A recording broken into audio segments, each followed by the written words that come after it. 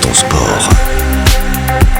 Balance ton sport, les news, le volley est à l'honneur cette semaine sur M le Média et on va parler du grand défi du Chénois volley en play-off ce matin avec votre invité. Bonjour. Le Chénois volley sera à Lausanne demain pour un grand choc roman en quart de finale de NLA. La rencontre se déroulera en 2 manches avec un match retour prévu en fin de semaine. Le vainqueur ira en demi-finale. Karim Zerika, vous êtes l'un des joueurs clés du Chénois. Vous avez terminé 4e du classement de la saison. Là, vous êtes en plein play-off. Dans la saison du Chénois, quelle importance est là cette confrontation contre le LUC ? Cette confrontation elle est capitale parce que samedi on saura si on est encore en lice pour le titre ou non.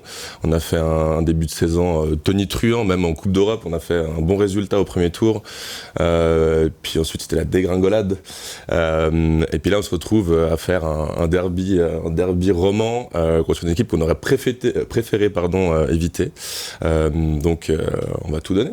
L'objectif du Chénois, c'est le titre cette année ou pas forcément ? L'objectif c'était le triplé, on s'est fait sortir de la coupe déjà, et puis maintenant on aimerait aller chercher ce titre parce qu'on a l'équipe pour et on sait qu'on a les capacités pour également, mais on a un peu un passage à vide depuis quelques mois qu'on a enfin réussi à retourner dimanche, donc il y a 2 jours, à Schönenwerd, chez les champions en titre. On a pris une victoire à nouveau après 2 mois, donc on espère de continuer sur cette lancée ces prochains jours. Comment vous expliquez cette baisse de régime du Chénois ? Vous avez été longtemps très en forme, là qu'est-ce qui s'est passé après, il y a quelques semaines? Alors, premièrement, on a eu un gros calendrier. Après, c'est pas une excuse parce que le NUC, qui est un super club, a réussi à très bien gérer ça. Et on voit qu'en fait, il faut un minimum d'expérience. Elle commence à avoir de l'expérience aussi. Nous, peut-être, on a aussi mal géré toute cette période-là.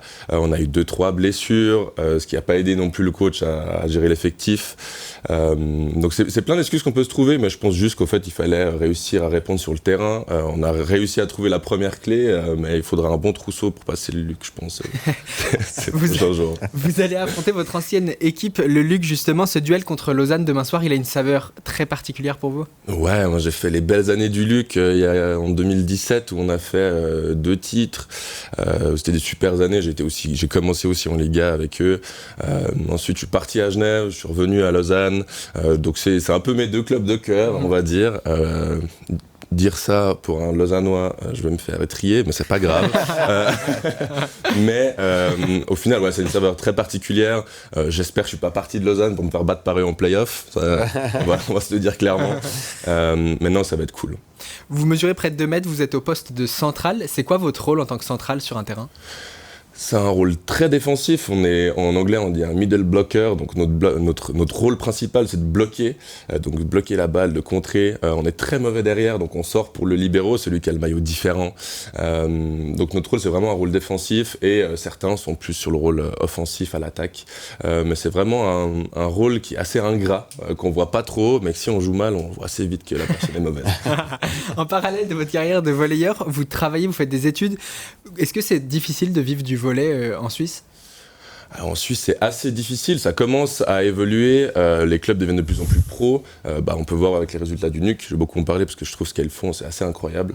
On commence enfin à voir l'évolution après quelques années, il y a quelques joueurs suisses qui commencent à être pros dans des championnats, dans des clubs en Suisse allemande, à Amriswil, à Schönenwerd, il y a eu 1 ou 2 pros suisses, mais c'est vrai que c'est assez difficile d'en vivre confortablement quand on compare à ce qu'on peut faire si on étudie et qu'on travaille en parallèle.